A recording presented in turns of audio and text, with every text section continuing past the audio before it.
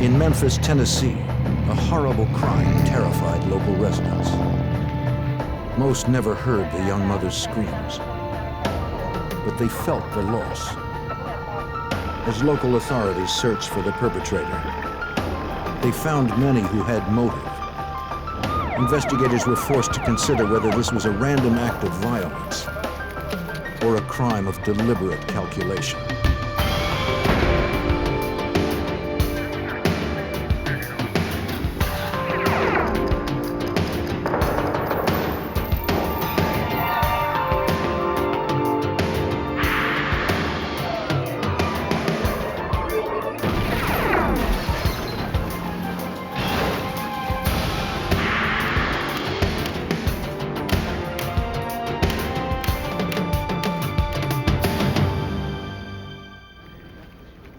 When a wealthy young woman was abducted in front of her in-laws' home, the police had no shortage of suspects. The 25-year-old victim left behind a tumultuous marriage, an ex-husband, and old boyfriends. All were on the FBI's short list. I'm Jim Kallstrom, former head of the FBI's New York office.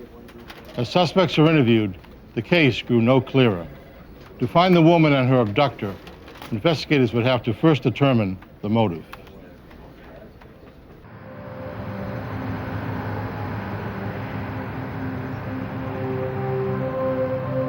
Tunica County, Mississippi, just south of Memphis, Tennessee, is America's third largest gambling destination.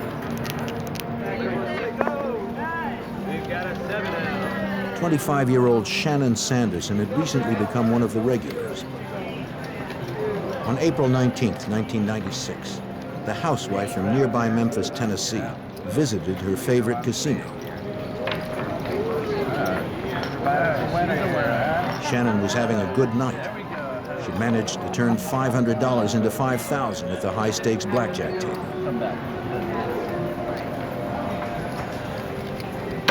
At 3:30 a.m., she cashed out and headed home. Sure. Can I have security? Security. When players win big, most casinos provide a security escort to protect customers from theft. This casino was no exception.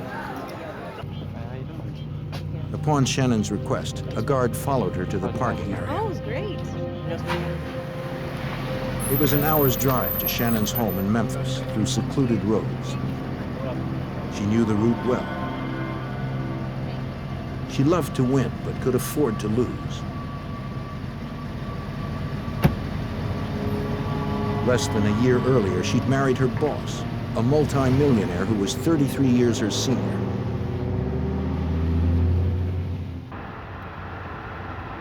Earlier that evening, she had dropped off her 3 young children from her previous marriage at the home of their grandparents in northeast Memphis. It was about 4:45 a.m. when Shannon pulled into the grandparents' driveway to pick up her children. She needed to get them off to school on time in the morning.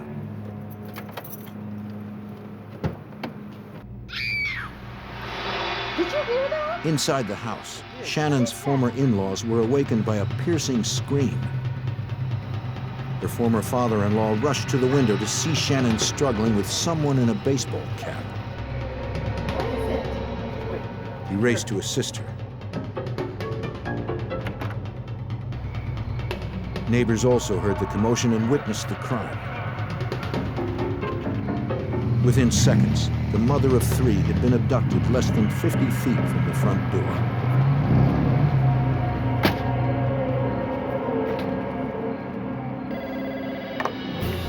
The distraught grandfather called 911. Memphis police were immediately dispatched. In kidnapping cases, a quick response can mean the difference between life and death. Police arrived within minutes and interviewed Shannon's former father-in-law. Memphis police captain Richard David Wolson, a sergeant at the time, recalls that the shaken man did his best to recall what he had seen. Her ex-father-in-law heard a commotion and observed a car driving away. At the same time, some other neighbors on the street heard the commotion and also looked out and saw a car drive away and gave a description of the driver and description of the car.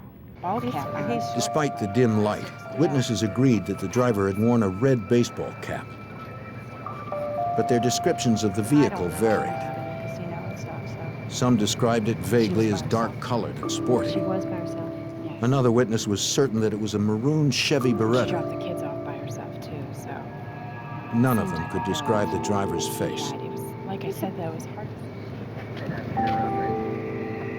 On the driveway close to the street, police found 2 metal buttons assumed to have been torn from Shannon's clothing. Close by, they recovered a single artificial fingernail. The victim's car was searched, but police found nothing to suggest the identity of her abductor or Shannon's whereabouts. Her ex-father-in-law had seen Shannon earlier that evening when she had dropped off her children.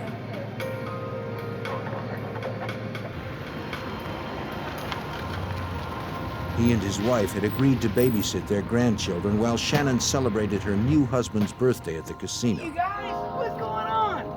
Man, it's good to see you. Their former daughter-in-law had divorced their son less than a year before. Still, their relationship with her remained amicable, and she visited regularly with the children. Guys, be good, all right? Wasn't a real fancy car. Shannon's former father-in-law told police the name of the casino where Shannon and her new husband liked to play. The casino confirmed she'd been there and won $5,000, but no one could say if she was with anyone in particular. Later that day, news that the mother of 3 was abducted just steps from where her children slept horrified local residents, according to Memphis District Attorney Jerry Kitchen. She appeared to be a person who was very conscious about the upbringing of her children because she had returned back to Memphis to pick her children up to make sure that they got to school. Memphis police questioned Shannon's ex-husband, who was the father of her 3 children. Is anybody here with you after 11:30? No, sir. Okay. All right, no, thank you, brothers. Give me a gentleman a minute. Thanks, sweetie. He was at work when the abduction occurred in front of his parents' home. Though his relationship with Shannon had been stormy, they remained married for almost 8 years. They finally divorced after Shannon fell in love with her present husband. Called her in the evening. Memphis police were reluctant to eliminate him as a suspect so early in the investigation, though Shannon's ex-husband's alibi was solid. Who knows the reason why people get a divorce, but I've never heard of a good divorce. She still made him pay alimony, even though she was married to a wealthy person.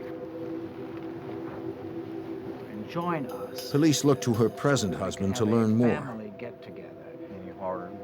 Since he was a multimillionaire, they considered the possibility that Shannon may have been kidnapped for ransom. He owned a large security company here in Memphis, and he was well known.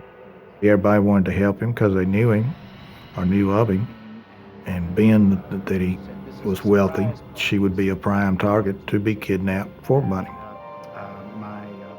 So far, he had received no ransom call or letter. He'd been distraught since being woken at 5 a.m. with the news of his wife's abduction. Regrettably, the last time they'd spoken that night, they'd had a fight. Engaged in whatever she was doing. Happy birthday to you. It was his 58th birthday, and his teenage daughters from a previous marriage had stopped by to celebrate. Happy birthday to you. That same evening, his wife Shannon had planned to take him to the casino.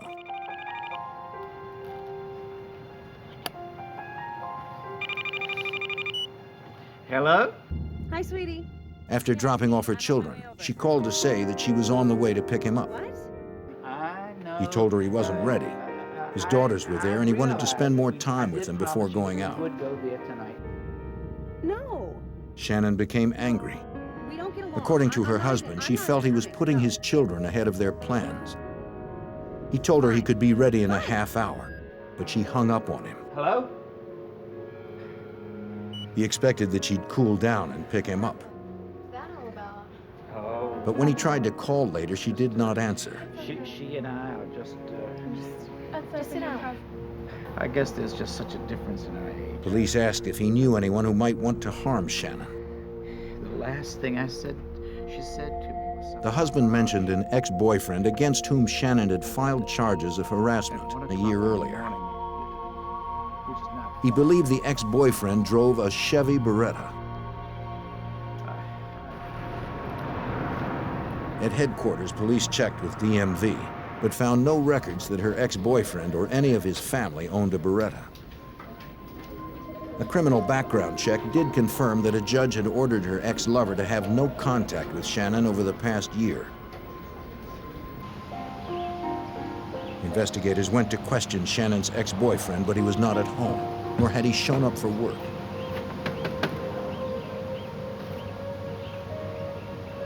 His sister lived in the same neighborhood, a few blocks from where Shannon had been abducted.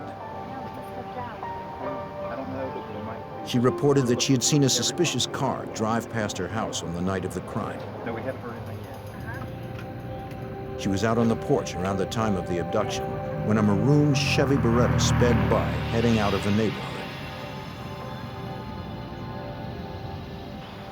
She said she didn't recognize the driver at first, Did you have to notice? but when she saw a photo of Shannon's wealthy husband in a news report, she was sure it was him.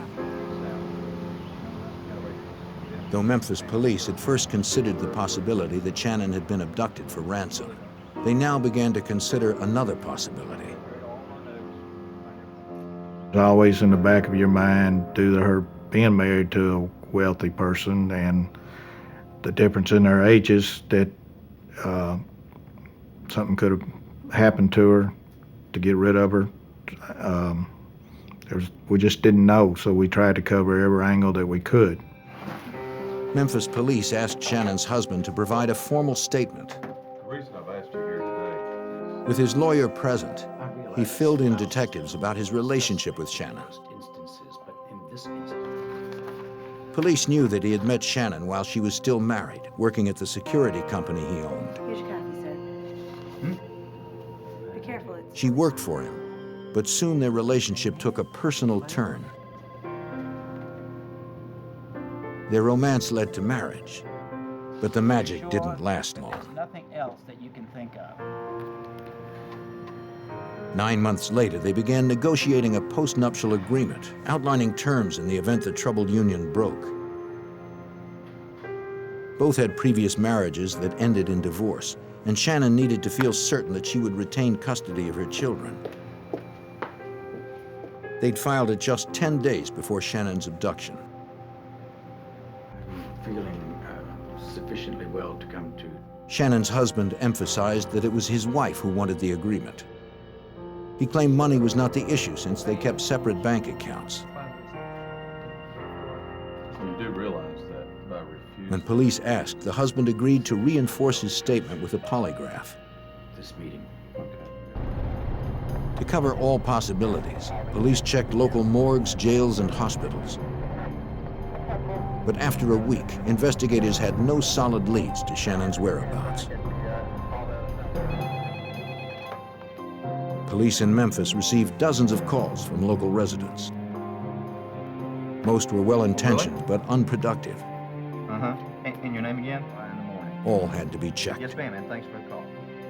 One was from a woman named Sharon Powers in nearby Clarksdale, Mississippi, 80 miles south of Memphis. You can go out and check that out. The abduction was reported in the paper and on the news, and a description of the car was given. She had contacted the Memphis Police Department saying that she thought that maybe her husband was involved because of the description of the car.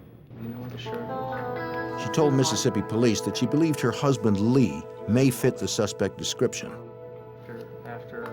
The day after the crime was reported, he had worn a red cap and left town in their red Chevy Beretta to see his mother. The woman said that she and her husband had been fighting. Police asked her to have him call when he returned. They weren't optimistic. Her report sounded like a possible domestic dispute unrelated to the crime. On May 3, 1996, police responded to another call from a concerned citizen trying to help. At a casino in Tunica County, Mississippi, a witness believed he had spotted Shannon Sanderson dressed as a casino employee. May I help? But when an officer approached her, he realized that it was a case of mistaken identity. It was one more call among hundreds of false leads that frustrated the investigation. Appreciate you calling. After 2 weeks of searching, local investigators were no closer to finding the missing mother of 3. Her family was left only with the hope that she was still alive. In the spring of 1996, Memphis police continued their search for 25-year-old Shannon Sanderson, who had been abducted from the front of her former in-laws' home. Investigators had questioned her wealthy husband, past lovers, and area residents, but none offered clues to her whereabouts.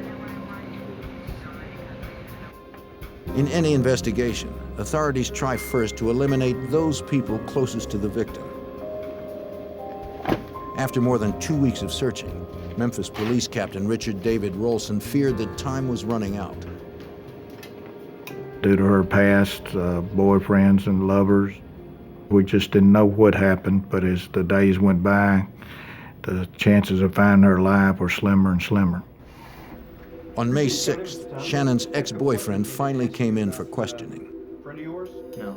He had only recently completed his year-long probation of harassment charges against Shannon. He claimed to be asleep in his mother's house at the time of her abduction. According to the ex-boyfriend, he avoided Shannon as his probation required, but Shannon continued to call him, complaining that she wasn't happy with her new marriage. He added that he would have to talk to his lawyer before agreeing to take a polygraph.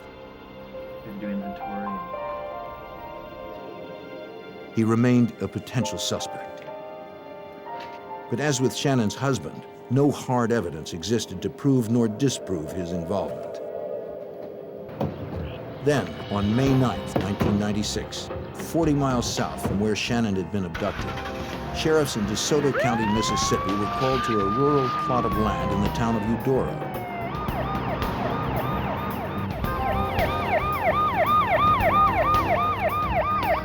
Two people had been inspecting their new property when they noticed a strong odor.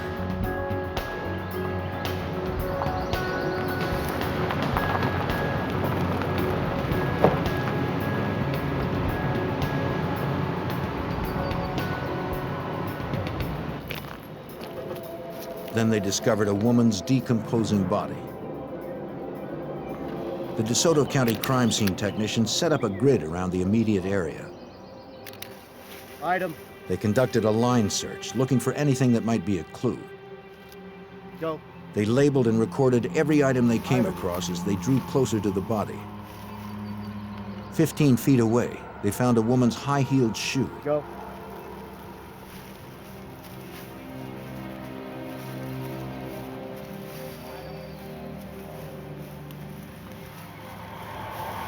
Closer to the body, they marked the location of another. DeSoto sheriffs checked their records, but found no women reported missing locally. They broadened their search to include larger towns and cities in the region. When they contacted Memphis authorities, police there told them that a 25-year-old mother of 3 named Shannon Sanderson had been missing for more than 2 weeks. DeSoto deputies learned that she was blonde, approximately 5'5", 130 pounds, had a small tattoo, and was last seen wearing a dress, high heels, a jacket with metal buttons, and pink artificial fingernails. Looks good so far. That description fit the body, but they needed an autopsy to confirm her identity and cause of death. The medical examiner determined that the victim had been killed by a single .25 caliber bullet to the right temple. And you're bagging it, right? Yes, sir. Date and time. The victim's clothes were removed and preserved to check for trace evidence that might lead to the killer. The body, dead an estimated 2 to 3 weeks, was too decomposed to recognize. But over her left breast, examiners found a small tattoo that was still visible. It said, "I love you, Robert." Shannon Sanderson had such a tattoo. The medical examiner compared her dental records to x-rays from the body. Okay, definitely x-rays. They confirmed the ID. This was Shannon Sanderson's body. The abduction was now officially a homicide. In Memphis, Assistant District Attorney Jerry Kitchen was called in. His first task would be to somehow narrow the suspect list the police had developed over the past 3 weeks. Here in Memphis, it's somewhat unusual in that we have relatively few murder cases that we would classify as mystery homicides, where someone's not either developed as a suspect rather quickly or arrested soon after the incident. But in this particular case, it was a mystery homicide with numerous suspects that were listed as potentially being involved in the abduction and killing of the victim. The Assistant District Attorney first called the Tennessee Bureau of Investigation to conduct polygraph examinations to help eliminate potential suspects. He also contacted the FBI, since Shannon's body was found across the Tennessee state line. Supervisory Special Agent Jennifer Aiken from the FBI's Memphis field office was assigned as case agent. They felt they needed some additional resources. The case was a very difficult case. It crossed jurisdictions, and they wanted the FBI to be involved as part of the team working towards a solution, because it was not an easy case. Memphis authorities hoped that Agent Aiken's experience would help unravel the complexities of this case. Local residents were fearful that Shannon's killer was still out there, not knowing if or when he would strike again.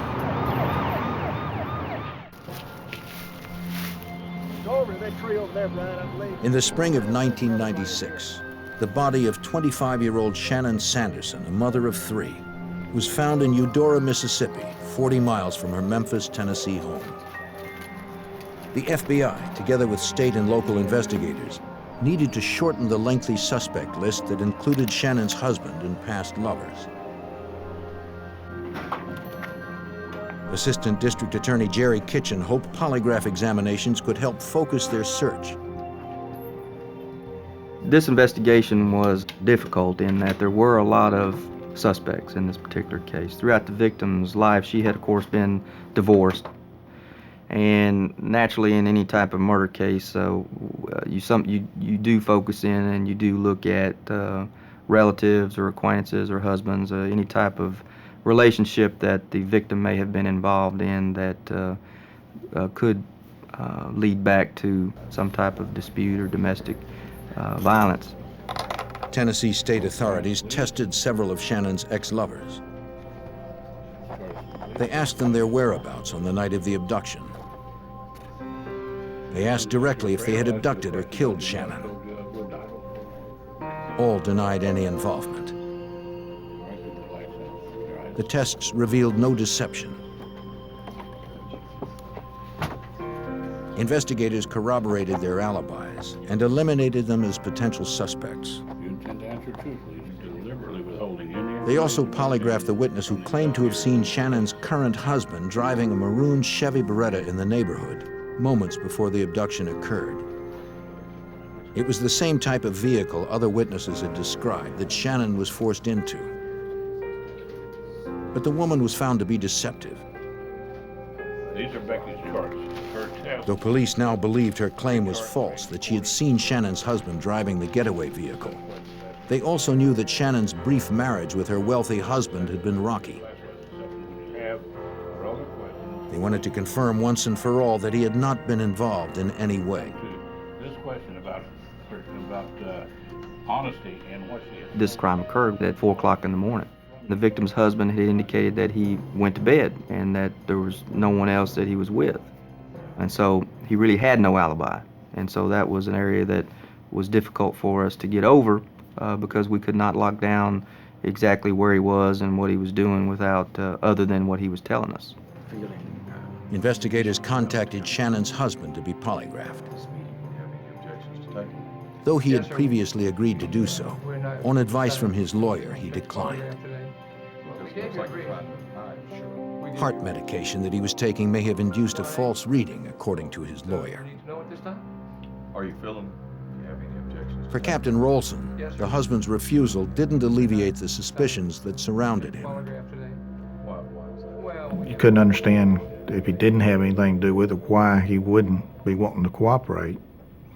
And being a homicide detective, you're suspicious, and it just made him that more suspicious.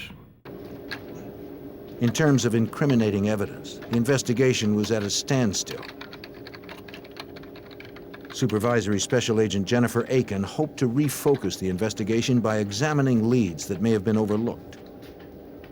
We have to look at all of the possibilities, and that's, part of the battle in the beginning is not to get too far down the road in speculating about what kind of guy this could be, and what his relationship or non-relationship would be to the victim.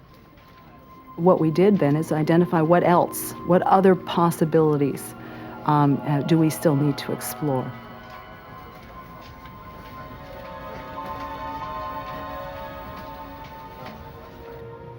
One possibility, though not a promising one, was Sharon Powers, who earlier reported that her husband may have matched the vague description of the suspect. Get some more information about him.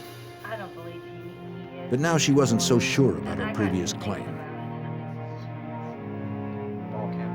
She told police she'd overreacted, reinforcing their belief that she'd only been trying to get back at her husband for leaving her. Yeah, so it couldn't have been him. She said that her husband had left town, that they had had some, marital disputes. They felt that perhaps this report was really just sort of sour grapes and that she was trying to get her husband, maybe estranged husband, into trouble of some kind. And so they really just simply did not know how much weight to give this rather conflicting and kind of half-hearted story that she was telling. Though her husband wasn't a serious suspect, police wanted to talk with him. A bulletin for Gerald Lee Powers was issued that he was wanted for questioning in Tennessee. FBI agents and Tennessee investigators met to review the casino surveillance tape of the blackjack table where Shannon had won the now missing $5,000. Her growing pile of chips would certainly make her an attractive target. They viewed the tape to see if a stalker could be seen. But if that was the killer's intention, Agent Aiken questioned why he would wait so long to make his move. Clearly, she had been winning for a while. She was there late at night. There were a number of factors that made her visit to that casino rather high risk. And yet we had this abduction occurring almost an hour to an hour and a half after she left that environment. So first we had to determine, did it have anything or nothing to do with her visit to that casino? The tape showed Shannon, but was inadequate to reveal whether she was being stalked. Investigators were no closer to finding the truth. As they contemplated what to do next, the investigation veered in an unexpected direction. On May 22, 1996, near Hebronville, Texas, 750 miles from where Shannon was seen forced into a car described as a Chevy Beretta, a vehicle fitting that description erratically swerved away from a border checkpoint. The vehicle had Mississippi plates. One of the patrol guards raced after it, believing the driver to be a potential border jumper or smuggler.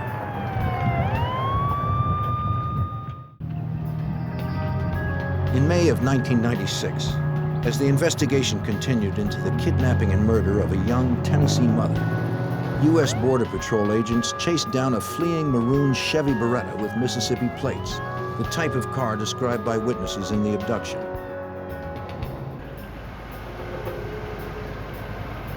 Caught at a dead end, the suspect resisted. Drop it! Drop the knife! Up against the car! Up against the car! Then backed down when confronted by the agent's gun. Give me the other hand. Give me the other hand.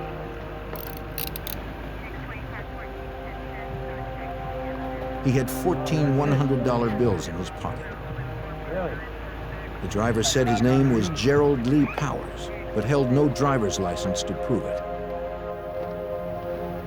A cursory search of the car revealed no illegal drugs or aliens. But in the trunk, border agents recovered a stolen weapon registered in Arkansas. The car was locked and remained in that spot under armed guard until FBI agents could conduct a more thorough search. Special Agent Evan Ray from the FBI field office in Laredo, Texas was contacted since assaulting a Border Patrol officer is a federal offense. Agent Ray confirmed the identity of the driver when he learned that Gerald Lee Powers had been involved in another altercation at the Mexican border. I spoke to U.S. Customs Service officials who had indicated that they had had an incident that day as well, in which an individual had fled and had left several pieces of identification behind on the counter when they fled. And so we were then in possession of several pieces of identification of Mr. Powers. A license plate check revealed that the vehicle was registered to his wife Sharon in Clarksdale, Mississippi. Agent Ray also discovered that Gerald Lee Powers had a violent past and was currently wanted for questioning in the abduction and murder of Shannon Sanderson. After contacting Memphis authorities, he traveled to Hebronville to process Powers' car on site. The Chevy Beretta matched the vehicle witnesses had described at the abduction.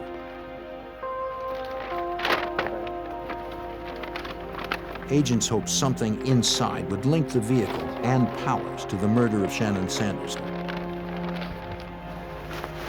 A sheet and pillowcase, along with the trunk liner, were bundled into evidence bags. All right, let's tape this stuff up. We'll get it back to headquarters. When you're retrieving evidence like that, you have no idea what the results of the laboratory examinations are going to be in the end. You just try to get the best and the most evidence that you can and let the lab do their job. Agents were less hopeful they'd find something in the car's interior since it appeared to have been recently cleaned and vacuumed.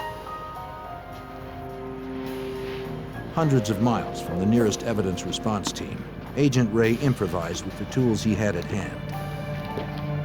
One item that we needed to search for were hairs and fibers in the back seat area. We didn't have the specialized equipment that the evidence response team would have, and so I used an unopened lint roller that I had at the office of the type one might use on a suit as an adhesive lift. Initially obscured by the front seat, the agent found a pink artificial fingernail on the floor. It was similar to those the victim had worn at the time of her abduction. Memphis prosecutor Jerry Kitchen believes this could be the clue that could definitely place Shannon Sanderson in Powers' car. Agent Ray had called us and told us that he had found a fingernail in the back seat area of the floorboard of this vehicle, which is where we had felt that, based upon the witnesses' information they had given us, that the victim had been placed in the back seat of the vehicle that took her away. Memphis authorities came to Laredo to question Gerald Lee Powers about the murder. Powers told them that he knew nothing more than what he'd heard on the news. He admitted to being at the casino that night, but had left early to check on his terminally ill neighbor. While the interview continued, investigators spoke to his neighbor in Clarksdale, Mississippi, who denied that Powers had been there at that time. We weren't 100% convinced Gerald Powers was our suspect. We just felt it was kind of suspicious that he was he was trying to give a false alibi, and that, of course, the neighbor was very ill and could have been mistaken because he had been there at different times. Investigators hoped that Powers' wife, Sharon, might be able to corroborate the neighbor's statement. She had initially told police her husband fit the description of the suspect who witnesses glimpsed at the abduction. A man who wore a red baseball cap.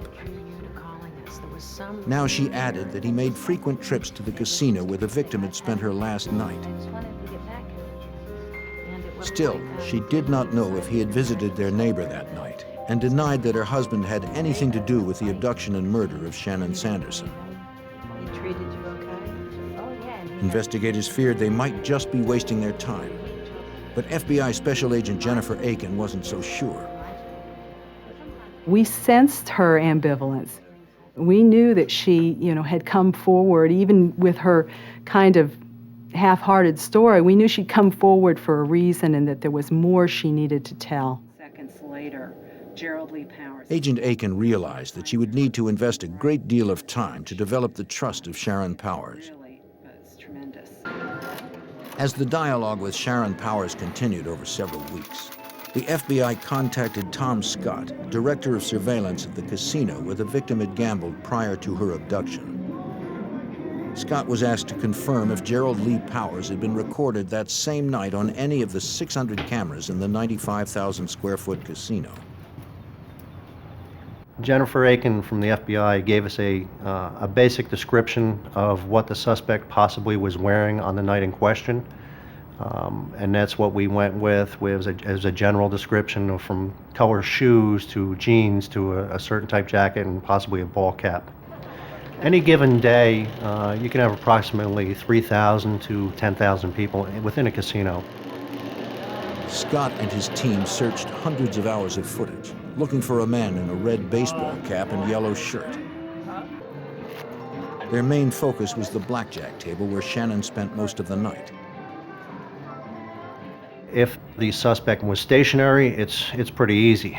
But in a casino, it's quite an exciting place to be in, and everybody kind of wanders around. And they go to slot machine to slot machine, or restaurants, or table games. We could not locate the individual.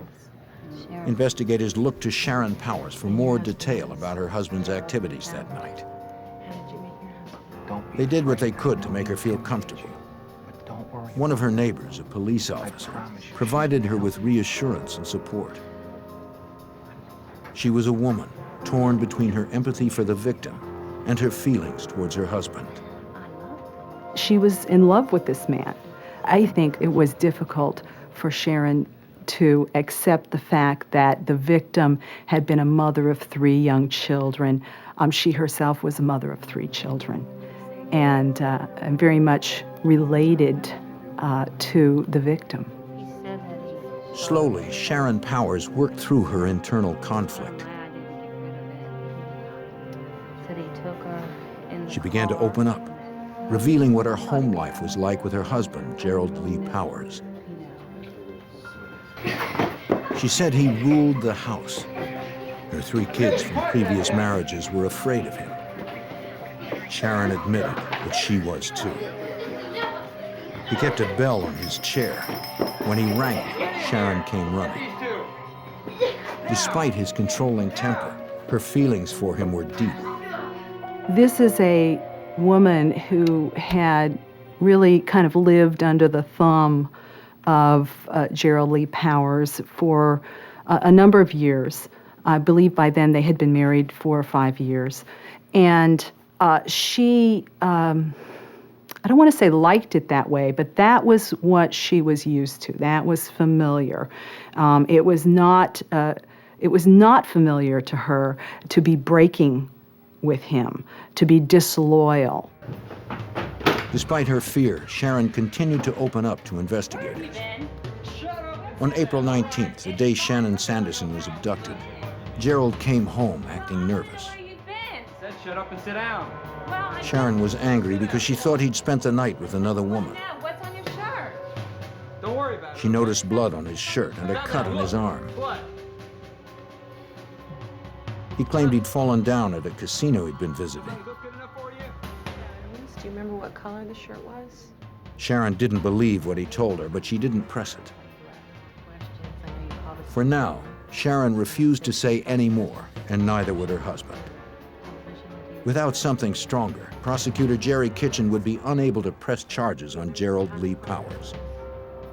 We still didn't have anything concrete that he had been involved in. It was just instinct. I think that was leading us at this point that he was our man, but at the time we did not have the results back from the lab. Investigators hoped the FBI would reinforce their hunch that Gerald Lee Powers was responsible for leaving Shannon Sanderson's children motherless. In the summer of 1996, after Gerald Lee Powers was indicted for assaulting a Border Patrol officer in Texas, the FBI and Memphis investigators suspected he was also responsible for the murder of a 25-year-old mother of 3. But lacking physical evidence, Memphis prosecutor Jerry Kitchen was unable to charge Powers for his involvement, or to know for certain if one of the victim's former lovers had hired him to commit the crime. There was always that possibility. The way she was killed and the manner in which she was abducted, that it appeared like it wasn't just something random, that it had been something planned. All the other suspects that appeared to have a motive or possibly emotional reasons why someone would want to have someone killed, like jealousy or rage or other factors. What river? Investigators hoped the suspect's wife, Sharon Powers, could tell them more. Though reluctant at first, after many meetings over several weeks, Sharon grew more comfortable. She finally opened up to FBI Special Agent Jennifer Aiken. When she finally told the story in its entirety, what we heard was really a chilling tale of his stalking of the victim and the abduction of the victim, and then taking her to this rural area and robbing her of not only the $5,000 that she had won that night, but also of the jewelry that she was wearing. Sharon's story was strong, but without corroborating evidence, it would not be enough to convict or even indict Gerald Lee Powers for murder. Trying to help, she told investigators that her husband had thrown the murder weapon, a handgun, into an abandoned canal near the casino in Mississippi. Memphis Police Captain Richard Rolson accompanied local divers to help search for the handgun. Sheriff's Department's divers dove into this hole and crawled inch by inch searching for this pistol. We never did locate it. And then that's when Miss Powers told us that he had thrown it into the river, which was about 100 yards away.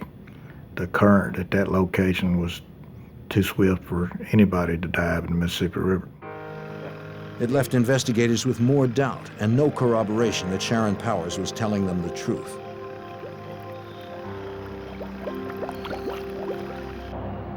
The suspect's wife also told them about a school bus driver from Mississippi whom her husband believed had seen him close to where he dumped Shannon's body.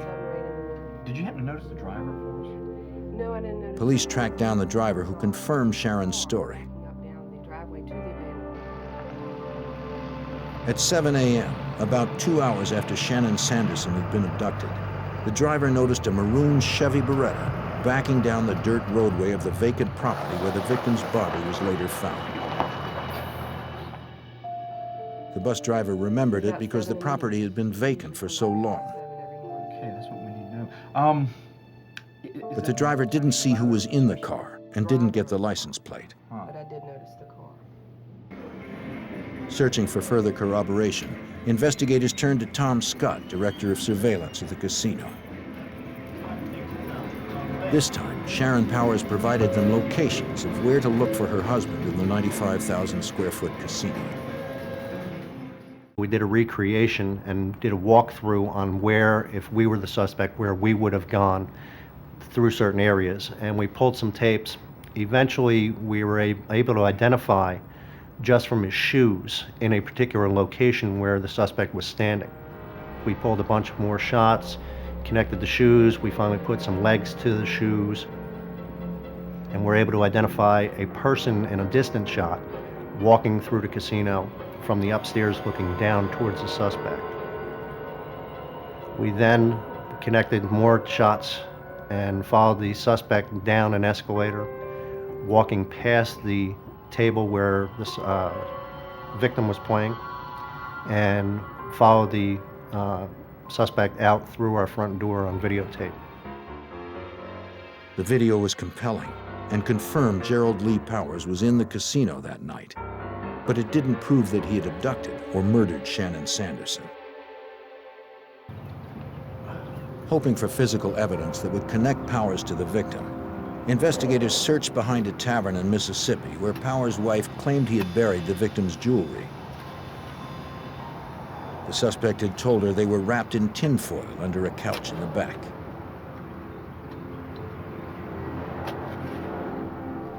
Just as Mrs. Powers described, investigators located a small bundle of foil. Inside, they found pink plastic wrap holding rings identified by the victim's husband as belonging to Shannon.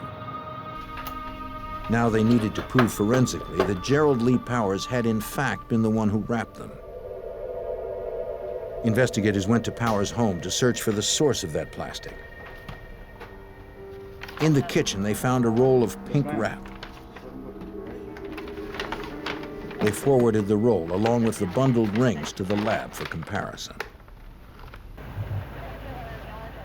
While they waited for the results, investigators turned their attention to the pink artificial nail found inside Powers' car after he was arrested in Texas. From autopsy photos, investigators found at least 2 nails were missing from the victim's hand. If the nail from the car matched those remaining on the victim's hand, it would prove that Shannon had been in Powers' car that night. But there was a problem. Shannon had already been buried, and her husband was against exhuming her remains. She had already been interred, and so we had a hearing in court to have her disinterred and to have the ability to examine these fingernails to see if they were in fact her fingernails or not. Against her husband's wishes, the judge ordered the body exhumed. In early July, 3 months after the murder, investigators retrieved the body of Shannon Sanderson. Her remaining artificial nails were removed and sent to the lab for comparison with the others. The results were negative. The nail in the car wasn't hers.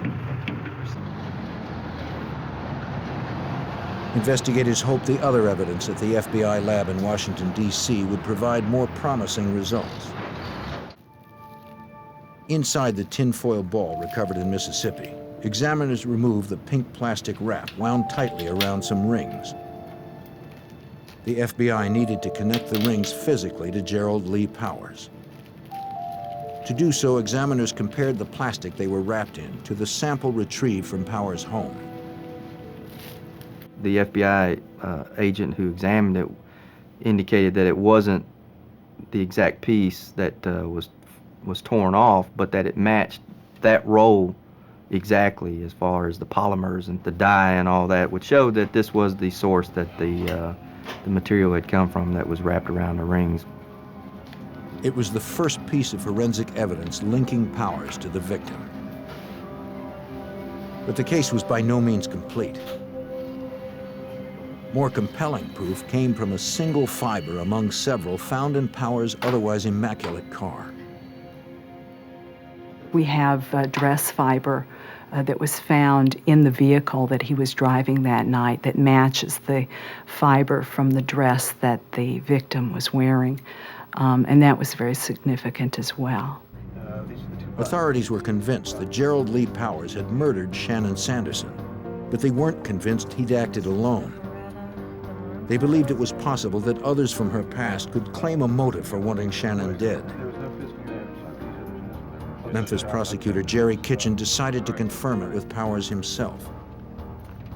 So we went to Laredo to interview the defendant before we charged him with this murder.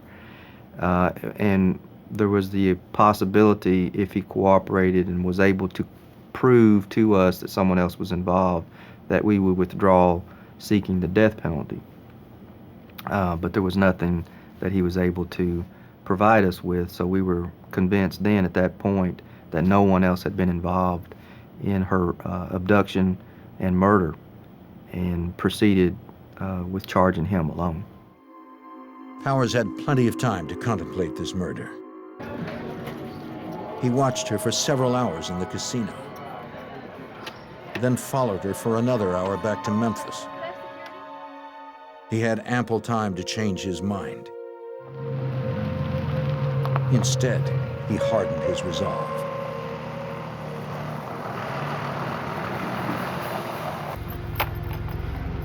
Get out of there! He abducted a mother of 3, robbed her, then shot her at point blank. Get in there!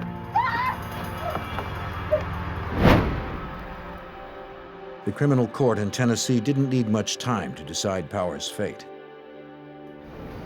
After deliberating only 15 minutes, the jury recommended death for the murder of Shannon Sanderson. Gerald Lee Powers awaits execution at Riverbend Maximum Security Institution in Tennessee.